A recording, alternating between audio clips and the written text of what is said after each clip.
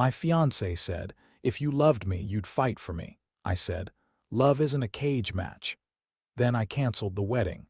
She thought I was bluffing like every time she turned love into a test. By Monday morning, the venue was gone, deposit spreadsheet ready, and her family was picking sides. Original post: I'm Caleb, 34, male.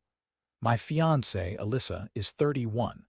We were together a little over 4 years, engaged for 10 months and living in Raleigh, North Carolina. I work as an IT project manager for a regional bank and make about $112,000 a year.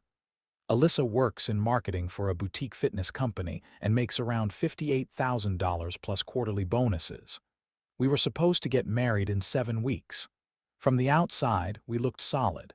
Engagement photos done. Venue booked. Guest list finalized. Save the dates already mailed. Honeymoon flights reserved. We had a joint wedding account with $14,800 in it and a shared spreadsheet with every vendor, every deposit, every due date, color-coded because I'm that guy. But the real problem had nothing to do with wedding planning. It was Alyssa's idea of love. To her, love was something you proved under pressure, constantly. Not by showing up every day, not by being honest. Not by paying bills on time, cooking dinner together, or talking like adults. No. Love to Alyssa was about being tested. If she got quiet, I was supposed to chase. If she said leave me alone, I was supposed to know she meant come closer. If she got mad and stormed out, I was supposed to follow. If I didn't, she'd say I was cold, detached, not romantic enough. The first time I noticed it, we'd been dating 6 months. She got irritated at a brewery because I didn't make a jealous scene when an old coworker hugged her hello. On the drive home, she asked, "You really didn't care?" I said I trusted her. She went quiet for the rest of the night like I'd failed something. A year later, she turned her location off for 4 hours after a minor argument about her spending habits. When I finally reached her, she said she'd wanted to see whether I would fight for her. Apparently calling twice and texting 3 times wasn't enough. She wanted panic. She wanted pursuit. I should have paid attention then.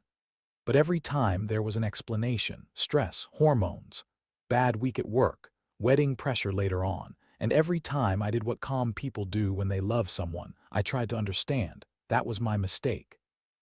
The moment everything blew up happened at a Saturday night engagement dinner with our friends Mason and Claire. Nothing fancy. Just 4 of us at a steak place in North Hills. Nice wine. Low lighting. Everyone in a good mood. At first it was normal. We talked about catering costs, where to seat divorced parents, whether open bars are worth it, stuff like that. Then Claire joked that wedding planning is basically a stress test for love. Alyssa laughed and said, "Actually, real love is seeing whether someone will fight for you when it matters." Mason asked what that meant. Alyssa smiled and said, "Like if I ever walked out or called something off, Caleb should know better than to just let me go." Claire gave a weird little laugh like she thought Alyssa was kidding. I didn't. I said if someone tells me they're done, I take them seriously. Alyssa looked at me across the table and said, "That's because you think respect means distance. Real love closes the distance." I said, "Real love usually doesn't create distance on purpose." That should have been the end of it. It wasn't. The whole ride home she kept poking at it, saying I was too literal, too calm, too corporate in relationships. By the time we got to my condo, she wasn't even pretending it was a discussion anymore. She wanted a confession. She wanted me to admit she was right. We got inside and she put her purse down hard on the kitchen island. Then she said it. "If you loved me, you'd fight for me." I was standing by the sink, still holding my keys, and I remember this strange feeling of total quiet, not anger, not heartbreak, just clarity. I said, "Love isn't a cage match." She folded her arms and said, "Maybe that's the problem. Maybe I need someone who'd actually fight harder." I said, "Then you probably shouldn't marry me." She stared at me like she was waiting for my real response, like this was still part of the game. Then she said, "So what, you're just giving up?" I said, "No. I'm stepping out of a test I never agreed to take." She rolled her eyes and went into the bedroom. A minute later, she texted me from the other room, which was honestly so on brand it almost made me laugh. "You're being dramatic. Come in here and fix this." I replied, "I'm not playing this anymore." Then I slept in my office. Sunday morning, she acted like we'd had a normal argument, asked whether I wanted coffee, mentioned a linen vendor call at noon, talked about bridesmaid gifts, like the conversation from the night before had been a mood swing I was supposed to absorb and forget. I sat at the dining table with my laptop open and the wedding contracts pulled up. At 912, I called the venue. At 926, I canceled the catering package. At 941, I emailed the photographer. At 1003, I called the planner. Her name was Lee. She'd been great throughout the whole process, and she went quiet for about 3 seconds after I told her the wedding was off. Then she said, "Caleb, are you sure?" I said, "Yes." She asked whether I wanted her to notify the florist and DJ or if I preferred to do it myself. That question told me everything. She could hear it in my voice. This wasn't impulsive, this was done, so I did the rest myself. By 11:30, every major vendor had written confirmation. Some deposits were partially refundable, some were not. I made a spreadsheet of what was recoverable, what was gone, and what remained in the wedding account after pending charges cleared. Non-refundable losses came to $46.70 by the end of that day. Brutal. Still cheaper than marrying someone who treated love like a loyalty obstacle course. Around noon, Alyssa walked into the dining area in leggings and one of my old college sweatshirts, saw the printed contracts on the table, and stopped cold.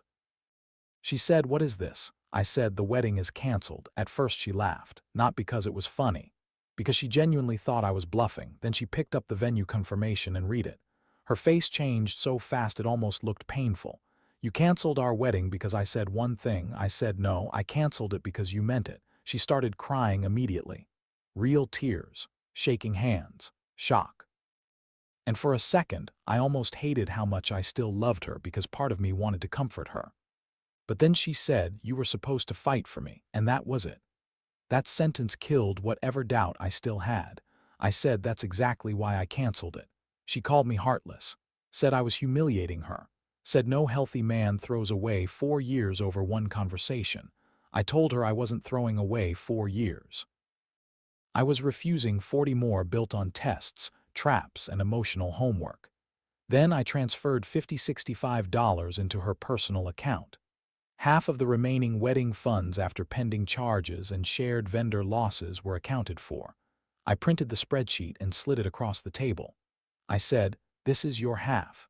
The rest covers unrecoverable deposits we both agreed to when we booked everything." She didn't even look at it. She said, "I cannot believe you're turning love into math." I said, "No, I'm turning the breakup into math. Love got turned into a game a long time ago." By evening, she was on the phone with her sister, crying loud enough for me to hear from the office. 2 hours later, she texted me from upstairs. "I need a few days to think." I replied, "You have until Wednesday to arrange pickup or temporary storage. After that, I'm changing the garage code."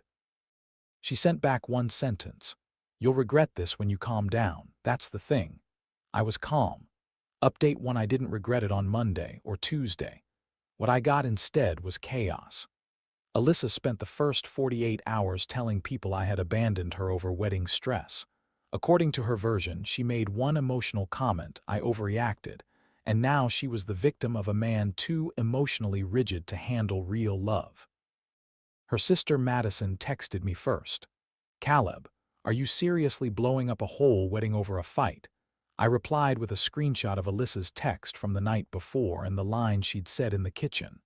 "If you loved me, you'd fight for me." Then I added, "I'm not marrying someone who needs to threaten loss to feel loved." Madison didn't answer for 4 hours. When she finally did, all she said was, "This is worse than she told me." Alyssa's friend Jade was less reasonable. Jade called me from an unknown number and said Alyssa just needed reassurance and I was punishing her for being vulnerable. Vulnerable. That was the word they kept using for manipulation. I said, "Telling someone to prove love under threat isn't vulnerability." Jade said, "You men always say that when a woman asks for emotional effort." I hung up. By Tuesday, Alyssa had moved most of her clothes and toiletries to Madison's apartment across town, but she still had the condo garage opener and kept coming back without notice. Not to talk, not to reconcile, to hover. to see whether I looked miserable enough for her liking. So Wednesday morning I changed the garage code, deactivated the opener, and installed a camera over the interior entry door. Cost me $189 plus installation. Worth every dollar. That same afternoon, she sent me a 5-page email titled, "What Love Should Have Looked Like." I'm not kidding. 5 full pages. It was a mix of apology, blame, romance movie logic, and completely unearned certainty. She said she'd always dreamed of a man who would cross the room, cross the city, cross pride itself for her. She said my refusal to chase her made her feel fundamentally unloved. She said canceling the wedding proved I had never understood her heart. What jumped out to me wasn't the drama. It was one sentence in the middle. "I thought you knew I'd never actually leave." There it was again. Same core issue every time. She wanted the threat without the consequence. She wanted to be able to yank the cord and trust I'd come running. I didn't reply. Thursday brought the fake crisis. At 3:18 p.m., I got a call from a number I didn't recognize. It was Alyssa using someone else's phone. Her voice was shaky. She said, "My dad collapsed. I'm at the hospital. I need you." For one stupid half-second, my whole body reacted. I stood up so fast I knocked my chair back. Then I asked, "Which hospital?" Silence. Then she said, "Does it matter?" I said yes. She hung up. 40 minutes later, Jade posted an Instagram story from a rooftop bar in downtown Raleigh. Alyssa was in the background holding a mimosa. Hair done. Makeup perfect. Laughing. I screenshotted it and saved it to a folder I'd already started calling in case this gets dumber. That night, I had my consultation with Monica, a family attorney a coworker recommended after hearing the basics. It cost $450. She listened, read the screenshots, reviewed the wedding spreadsheet, and told me 3 things. 1. Keep everything documented. 2. Don't communicate emotionally. 3. In North Carolina, the engagement ring is generally treated as a conditional gift tied to the wedding happening. Meaning if the wedding is off, I could ask for it back. I honestly hadn't even thought about the ring yet. That's how mentally done I was. But Monica told me to request it in writing politely and give a deadline. So I did. Friday morning I texted Alyssa, "Please return the ring by Monday. Monica will handle everything else going forward." She called instantly. "You got a lawyer over this." I said I got advice. She said, "Wow, 4 years and you need legal advice to talk to me." I said, 4 years and you still think love means ambushing me emotionally." So yes, then I hung up. The strangest call came Saturday morning from Denise, Alyssa's mother. I braced for impact when I saw her name. Instead, she sounded tired.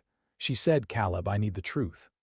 Alyssa says you canceled the wedding because she wanted reassurance. That doesn't sound complete." So I told her, not every detail, just enough. The pattern, the tests, the restaurant conversation, the line in the kitchen, the fake hospital call. There was a long pause. Then Denise said, "Send me the screenshots," so I did.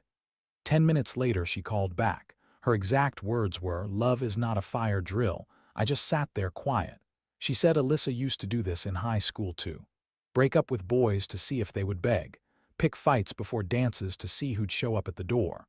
Denise thought she had grown out of it. Apparently not. Then Denise said something I still think about. She said, "Caleb, wanting to be chosen is human. Creating fear to force proof is not." That was the first time anyone from Alyssa's side had said the obvious out loud. Sunday was the scheduled pickup. I made an inventory. Clothes, shoes, cosmetics, books, decor, 2 framed prints, the air fryer she bought, and 3 sealed bins labeled by room. I even stacked everything by the garage in clean rows because I didn't want one more lie floating around later about damaged property. Alyssa arrived 20 minutes late with Jade. Of course. Jade walked in like she was there to supervise a hostage exchange. Alyssa didn't cry this time. She tried charm first. She said, "Caleb, can we please not do this like strangers?" I said, "We're not doing anything. Your items are labeled." Then she saw the printed inventory list and got mad again. Said I was cold, clinical, transactional. Funny how organization always looks cruel to people planning chaos. Things escalated when she tried to take my espresso machine, the 75-inch TV in the living room, and a blue Le Creuset set my aunt had given me 2 Christmases before I even met her. I said no. She said, "We used those together." I said, "That doesn't make them yours." Jade chimed in with, "You're really nickel and diming a woman you were about to marry." I pulled up receipts on my phone. Silence. Then Alyssa touched the ring on her finger and said, "If I'm still wearing this, maybe you shouldn't be acting so final." I said, "Return it by Monday." She looked at me like I'd slapped her. Then she took off the ring slowly, set it on the kitchen island, and said, "I hope this was worth it." I said, "Peace usually is." That was the first time she looked truly rattled, not hurt, not dramatic, not emotional for effect. Rattled, because I wasn't folding. Update 2: the ring came back Monday. The chaos kept going anyway. Alyssa apparently believed the relationship was still salvageable as long as she could keep enough emotional smoke in the air. So once tears and family pressure stopped working, she tried something else. Damage. First, she contacted Lee, our wedding planner, and told her I'd canceled the wedding during an emotional episode and she needed everything reinstated immediately. Lee called me before replying, "Thank God." She forwarded the voicemail. Alyssa sounded calm, too calm, the kind of calm people use when they're trying to sound credible. She said, "Caleb is overwhelmed and not himself right now. We just need to reverse the cancellations before he regrets this." Lee didn't buy it, mostly because she'd spoken to me herself, and partly because Alyssa had already tried twice during planning to create fake urgency. Once by threatening to fire the florist unless someone convinced me to upgrade centerpieces, and once by saying maybe we should postpone so I'd show more excitement. Lee emailed back, copying both of us, saying no vendor decisions would be reversed without brand new contracts and new deposits. Then she separately texted me, "I'm sorry. This feels less about love than control." Exactly. 2 days later, Alyssa emailed my boss. That one actually made me angry. The subject line was personal concern regarding Caleb. Inside, she said I was going through a breakdown related to our canceled wedding, behaving unpredictably, and potentially making compromised financial decisions. It was written just carefully enough to sound concerned and just dirty enough to raise eyebrows. My boss, Connor, called me into his office. He asked if there was anything he needed to know, so I told him the truth. Briefly. Cleanly. Then I showed him the email, the vendor confirmations, the fake hospital call, the screenshots, and the attorney contact note. Connor read for about 3 minutes and said, "Keep this away from work." I said, "That's the plan." He said, "Good, because you're still leading the rollout next month." Then he deleted her email in front of me. That was the moment I stopped feeling rattled by any of it. When someone outside the relationship can see the pattern in 5 minutes, it gets hard to keep doubting yourself. Thursday afternoon, Alyssa showed up in my office building lobby with a bakery box and a photo album from our first year together. Security called upstairs because I'd already warned them there might be an issue. I went down with the building manager standing nearby. Alyssa smiled when she saw me, like we were meeting for some grand romantic movie scene. She said, "I brought your favorite cupcakes." I didn't touch the box. I said, "You can't come here." She lowered her voice and said, "Caleb, stop doing this in front of strangers. I'm trying to save us." I said, "No. You're trying to corner me in public so I won't say no." That made her face tighten. Then she said it loud enough for the lobby to hear. "I guess some men only know how to love when it's easy." I said, "Real love doesn't need an audience." Security walked her out after that. Inside the bakery box was a note that said, "The right kind of love fights back." I photographed it, sent it to Monica, and finally authorized the cease and desist letter she'd recommended if workplace contact continued. That letter went out Friday morning. No direct contact, no workplace visits, no communication through friends or family except for remaining property coordination. Simple, professional, necessary. Alyssa violated it the same weekend. Saturday night, she and Madison came to the condo around 9:40 p.m. banging on the door, demanding the rest of her things. I was inside watching a baseball game with the volume low. I didn't answer. I just checked the camera feed. Then Alyssa yelled that I'd stolen her grandmother's veil and a gold bracelet. Neither item had ever been on my inventory because neither item had been left behind. She kept yelling anyway, so I called non-emergency. Two officers showed up, listened to both sides, and asked whether there was a documented list of remaining property. I handed them the inventory binder, printed list, photos, pickup timestamp, ring return, attorney letter, everything. One officer looked at Alyssa and asked when she last saw the missing veil. She said she didn't know. Then Madison, apparently forgetting she was supposed to support the story, said, "It might be in the garment bag in my hall closet." Dead silence. The officer blinked. Alyssa turned and stared at her sister like she wanted to vaporize her. The bracelet wasn't missing either. Alyssa found it 10 minutes later in the side pocket of one of the makeup train cases she had already taken the week before. The officers told them to leave.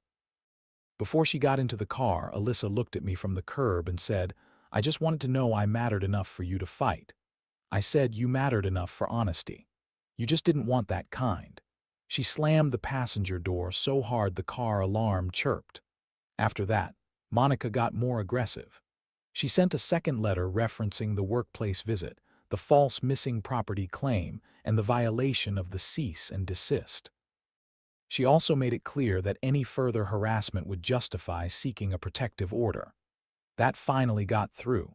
Not because Alyssa suddenly understood boundaries, because the legal language was no longer romantic enough to twist. There was one last practical issue: the honeymoon. I had booked the flights using points from my travel card and paid the resort deposit, $1,860, on my card. Alyssa tried to call the resort and convert the reservation into a solo healing trip.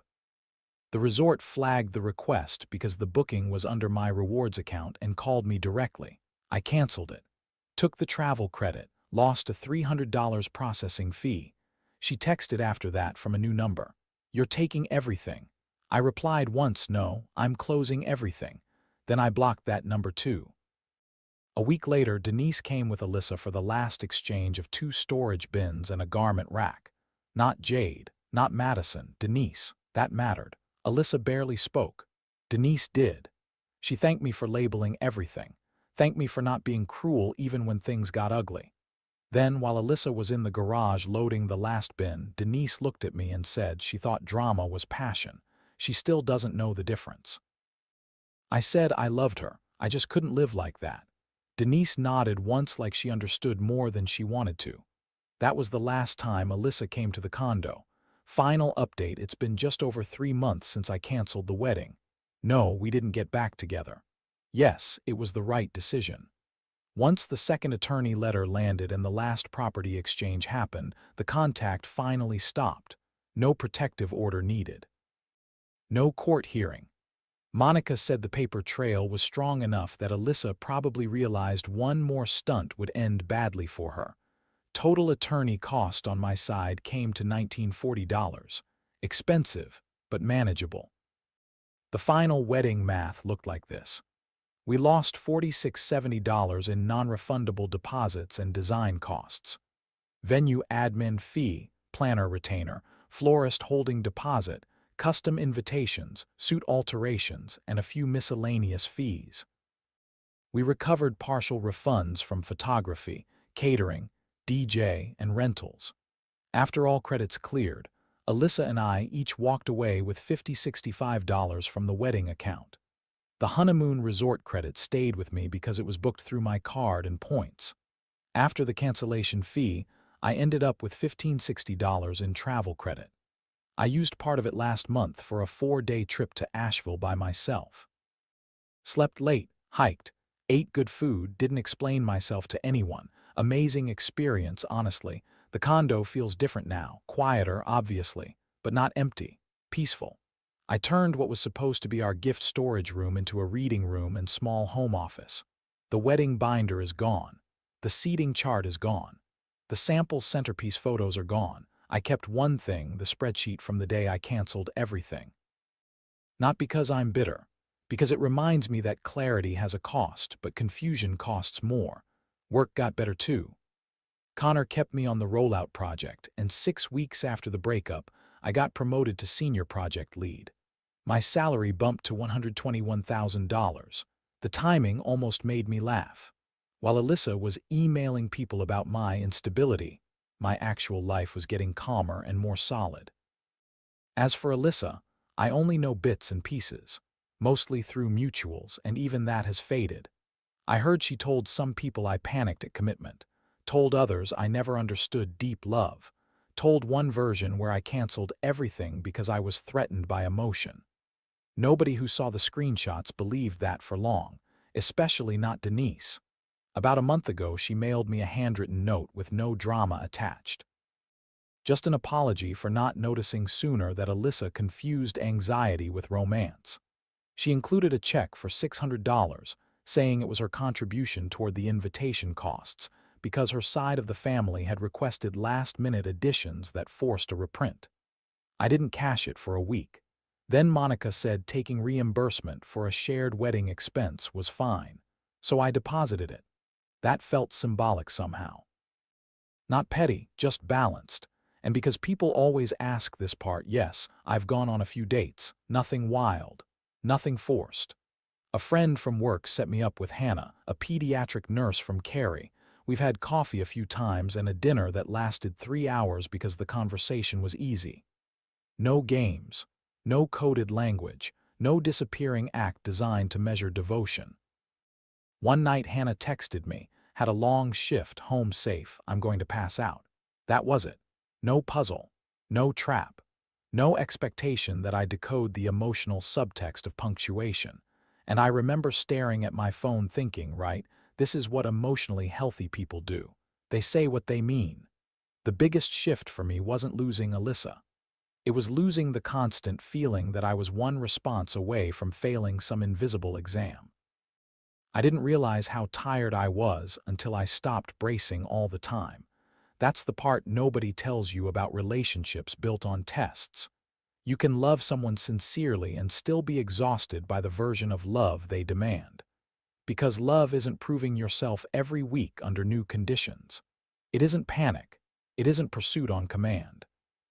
It isn't one person manufacturing distance so the other person can perform devotion loudly enough to soothe their insecurity.